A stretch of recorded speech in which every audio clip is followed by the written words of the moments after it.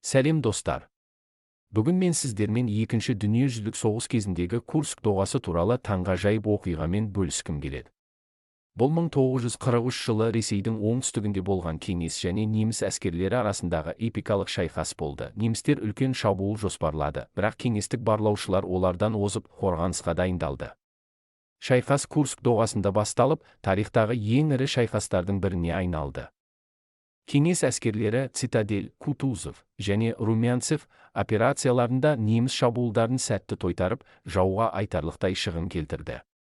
Бұл шығыс майдандағы соғыс кезіндегі бетбұрыс болды. Курск доғасы кеңестік табандылық пен қуатты неміс армиясына қарсы тұру қабілетінің символына айналды.